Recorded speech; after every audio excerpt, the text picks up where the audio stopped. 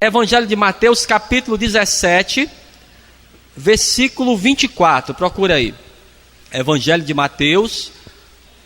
Você vai buscar o capítulo 17 e nós vamos ler a princípio o versículo 24. Quem já encontrou, diga graças a Deus. Diz assim: e chegando eles a Cafarnaum, aproximaram-se de Pedro os que cobravam as didracmas e disseram: o vosso mestre não paga as didracmas? Você crê? Então eu vou ler e você vai repetir comigo bem alto e bem forte. Vamos ver. E chegando eles... Não, pode ser melhor.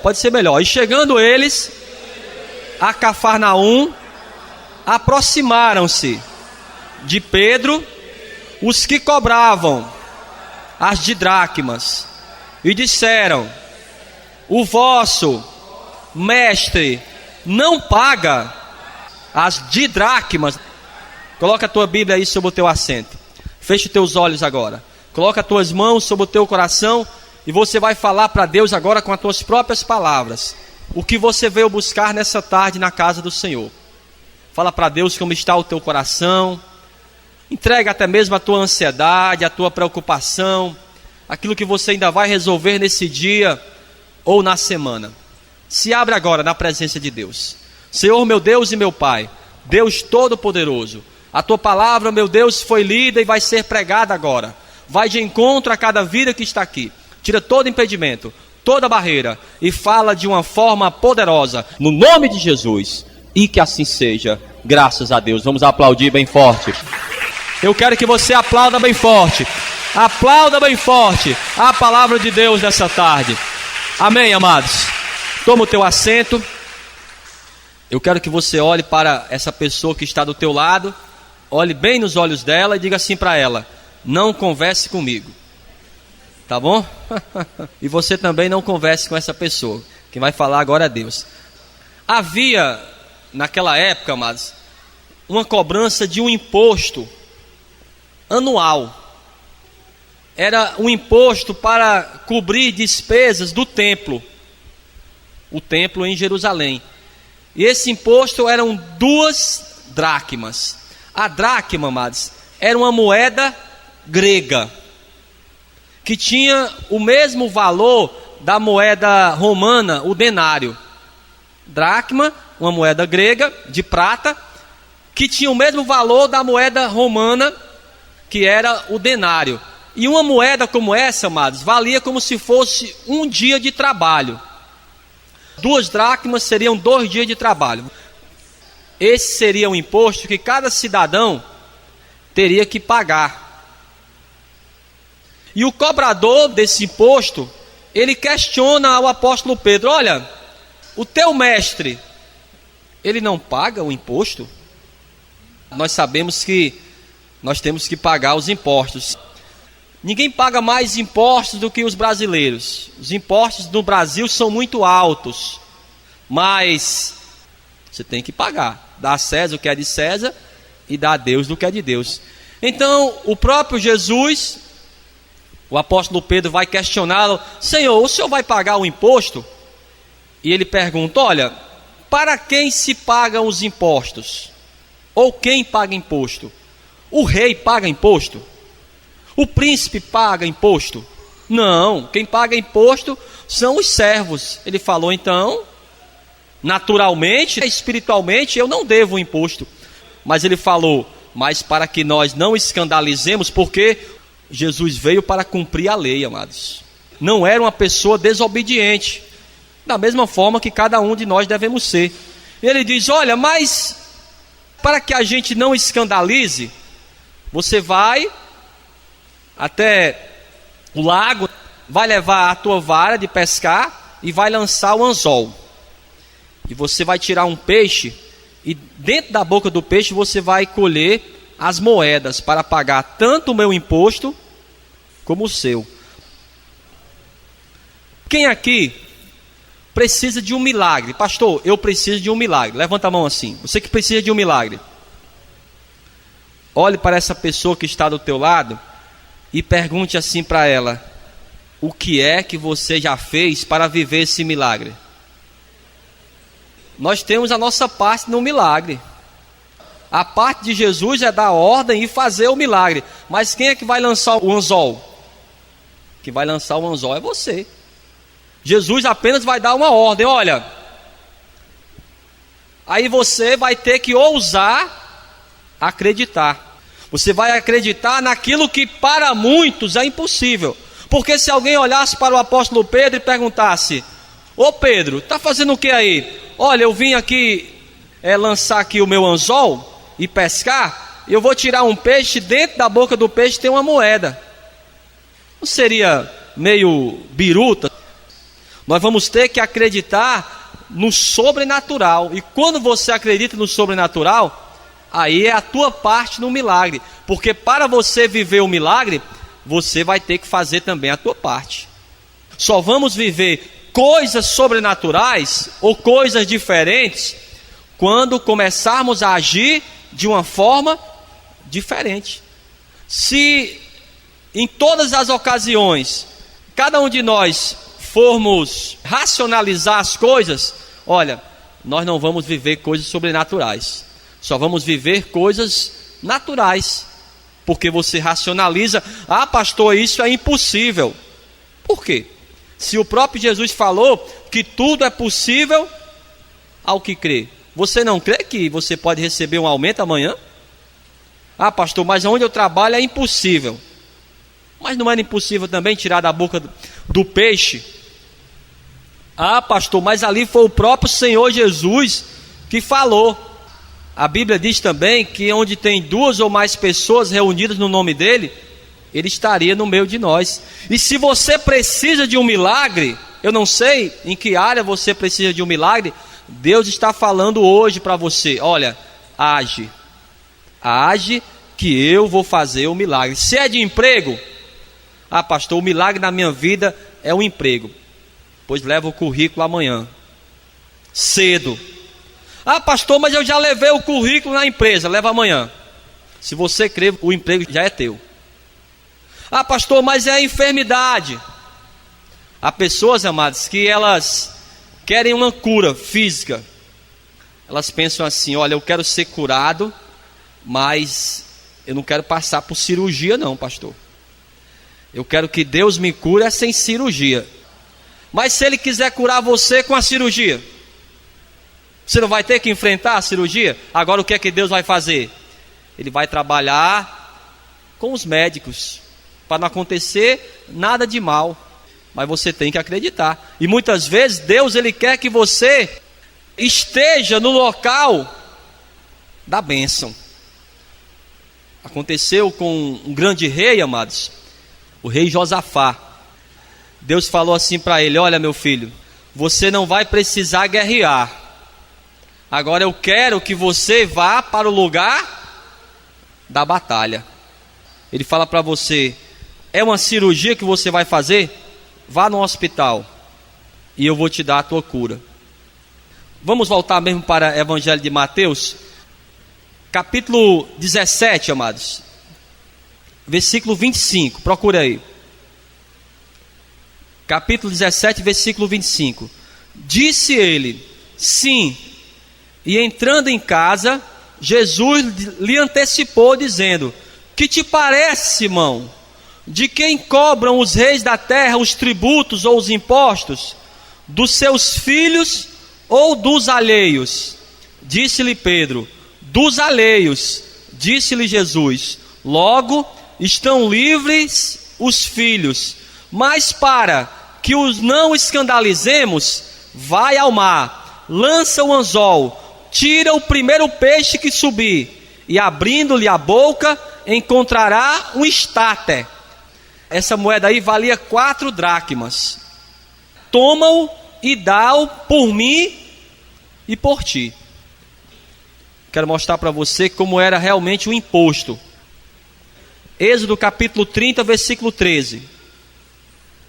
Diz assim, ó: isso dará todo aquele que passar ao arrolamento, a metade de um ciclo, segundo o ciclo do santuário. Esse ciclo é de 20 geras. A metade de um ciclo é a oferta ao Senhor. Então, cada pessoa, amados, de 20 anos para cima, teria que pagar esse imposto.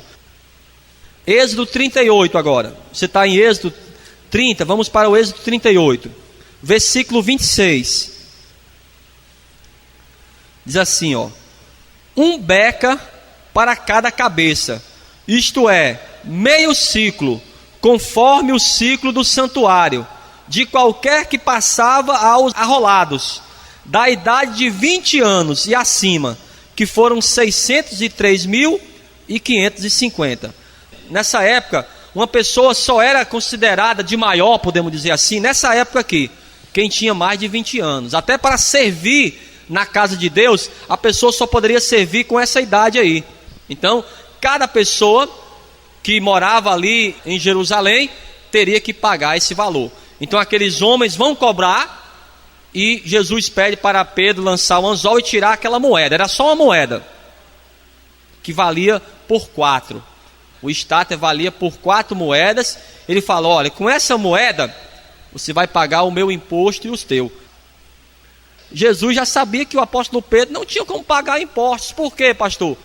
Os próprios homens de Deus, nós também temos dificuldades, mas nós sabemos que é Deus que nos supre. Como é que o apóstolo Pedro iria pagar esse imposto, amados? Ah, pastor, só se ele voltasse a pescar. Mas não era essa a vontade de Deus. Então Deus pede para o apóstolo Pedro sair do lugar comum, ir até o mar da Galileia, chamado também o lago de Genezaré, mar de Quinerete, Tiberíades também, tudo era um lugar só. E ali foi onde o apóstolo Pedro lançou o anzol, colheu aquele peixe, tirou a moeda e foi até o cobrador de imposto do templo e pagou o imposto, não só por ele, mas também por Jesus, porque Jesus, ele veio nos ensinar uma coisa importante, amados: que você seja honesto, que você seja justo. Todos nós sabemos como é difícil trabalhar para você ter o pão de cada dia. Claro que você vai pagar o imposto, agora corretamente. Eu tenho que pagar sim os impostos, são muitos aqui no Brasil, mas temos que dar um bom testemunho. Você não pode ser aquela pessoa que compra e não paga. Pelo amor de Deus, irmão. Aí você estaria dando um péssimo testemunho. Alguém pergunta para você: você é da igreja? Ele nos ensinou, apesar de não dever. Jesus não devia imposto ao templo, por quê? Ele era o próprio dono do templo. Mas ele nos ensinou a sermos justos. Olha o que ele diz aqui. Evangelho de Mateus, amados, capítulo 5. Capítulo 5, versículo 17. Olha o que ele diz, ó: não cuideis que vim destruir a lei ou os profetas. Não vim abirrogar, mas cumprir. Amém? Ele cumpriu tudo aquilo que era a lei de Deus. O próprio João Batista falou para ele: olha, mas o Senhor é o Filho de Deus, porque eu devo te batizar? Não seria o Senhor que deveria me batizar? Mas o que Jesus falou? Que assim se faça para que se cumpra a justiça de Deus. O próprio Jesus nos ensinou isso. E no capítulo 22, ainda do Evangelho de Mateus, procure aí. Capítulo 22, versículo 21. A resposta que ele vai dar aqui para aqueles homens que queriam, de alguma forma, prendê-lo em alguma palavra. Mas Jesus tinha muito discernimento. Ele vai dizer assim, ó: disse-lhes eles, de César. Então ele lhe disse: dai, pois, a César o que é de César, e a Deus o que é de Deus. Vamos entender algo importante. A irmã queria o carro dela, da marca que queria e da cor que ela queria. Se ela não estivesse pagando todo mês, iria receber o carro? Iria? Como Jesus fala, dá a César o que é de César. Se você comprou, pague. Mas ele fala também, mas dá a Deus o que é de Deus. Talvez, amados, o que está faltando para você seja isso. Ah, pastor, é exatamente nesse ponto aí. Até hoje, pastor, eu não consigo ainda ser fiel para Deus. Aí muitas vezes você ora ao Senhor e a tua oração, amados, muitas vezes não passa nem desse teto aqui. Por quê? Para você viver o milagre, você tem que lançar o anzol. Uma coisa importante aqui, no livro de Hebreus, não desmarque aqui, tá? Carta aos Hebreus, no capítulo 11, no versículo 6. Eu sei que muitas pessoas já conhecem esse versículo. Quem sabe aí, sem abrir a Bíblia? Todo mundo de uma vez não. A irmã ali sabe. Sem fé é impossível agradar a Deus. Marque aí na tua Bíblia, marque aí. Ele diz aqui, ó: ora, sem fé é impossível agradar-lhe, porque é necessário que aquele que se aproxima de Deus creia que Ele existe e que é galardoador dos que o buscam. Amém? Olhem todos para cá. Se o apóstolo Pedro, conhecendo Jesus, andando com ele por 3 anos, não estivesse usado a sua fé, até hoje ele estava devendo aquele imposto. Ele teve grandes experiências com o Senhor. Foi o mesmo que andou sobre as águas. Viu Jesus se transfigurando no monte. Mas ele sabia, amados, que para viver os milagres de Deus era necessário usar a sua fé, mesmo que as pessoas que estão ao redor possam chamar você de bobão. Você tem que entender que se você não agir pela fé, você não pode agradar a Deus. E não agradando a Deus, como você vai viver o milagre, se o milagre é da parte de Deus? O apóstolo Pedro, ele teria que entender isso e lançar ali o seu anzol para poder viver as bênçãos de Deus. Ah, eu quero um milagre, pastor, mas eu vou esperar em casa. Amados, não vai cair do céu. O milagre também, você tem que tomar a tua parte no milagre.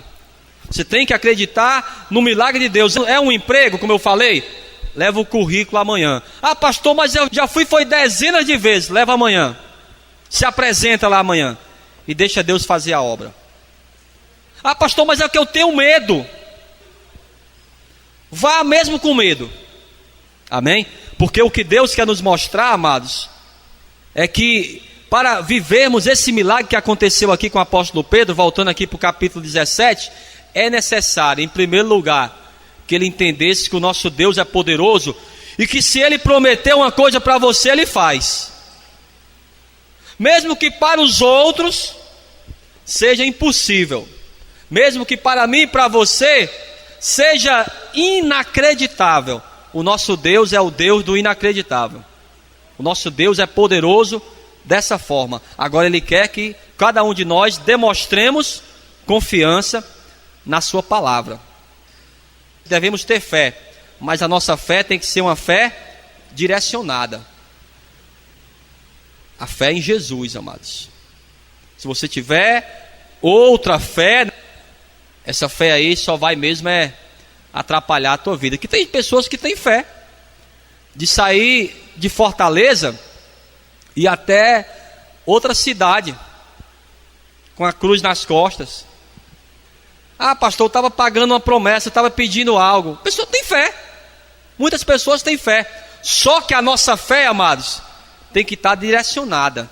A fé tem que ser em Jesus.